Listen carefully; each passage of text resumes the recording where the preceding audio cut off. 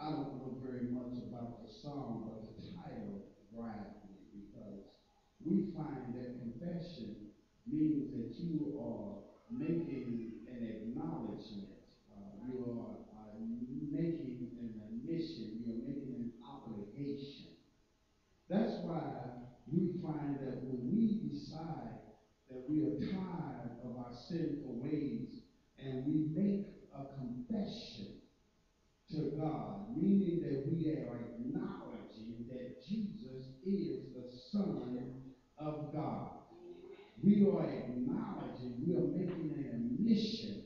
And in the process of that confession, in that admission, we're making an obligation and an open statement to God that we believe the prophets writing that Jesus was the Son of God. Now, what are we believing? We're believing, we're making acceptance. We are accepting what was foretold by the prophets. That's why Isaiah said in 53 and 1, he said, who's going to believe our report? Who's going to believe it? Meaning that he had already had in mind that a lot of people were not going to accept that Jesus was the Son of God. Because it's hard to accept that a person was born of a virgin without the aid of a man, but yet went through 9 months of process just like you and I. He resided in the womb just like you and I. He stayed in the womb, in the belly, in the water with a biblical cord just like you and I.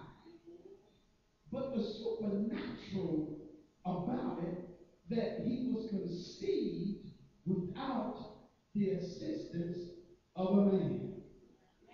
Isaiah said, who's going to believe that?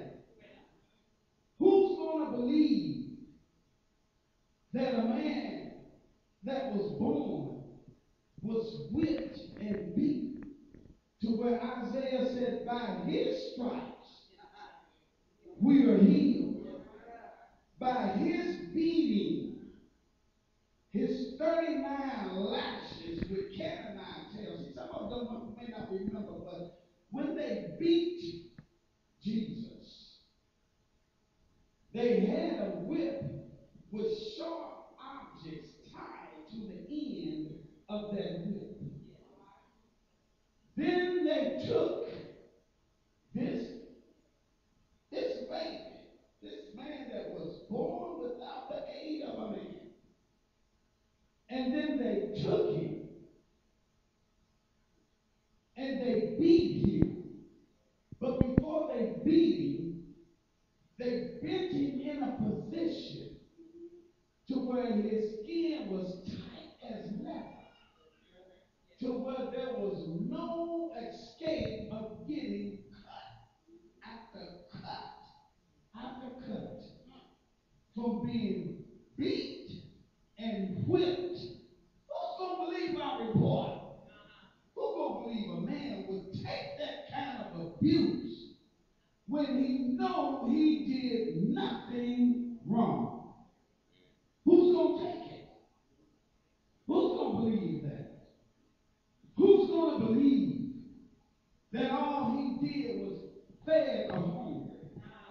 Who's going to believe that not only that, but who's going to believe that this individual took 5 loaves of bread and 2 fish and fed 5,000 people?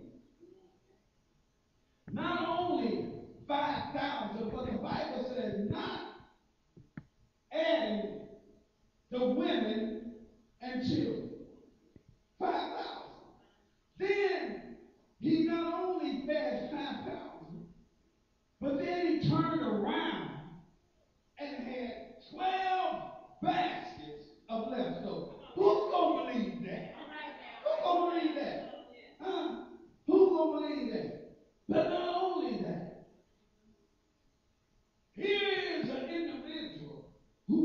come to this man and said, look, my son jumps in the fire. Then he jumps out of the fire. Can you heal him? Will you heal him? This man said, go. Thy son is healed. Who's going to believe that? Who's going to believe that this same man asked the man who's been impotent for 38 years? 38 years. He couldn't walk. This same man come to him and asked him one question. All Jesus was looking for was a confession. He said, will thou be made whole? That's all he made whole. That's all Jesus asked him. But like a lot of us, the man starts saying, every time I'm going to step in the water, somebody steps over me. Jesus looked and said, will thou? In other words, I didn't ask you that. I didn't ask you. See, when we come and acknowledge that Jesus is the Son of God, he didn't ask you what you did last night.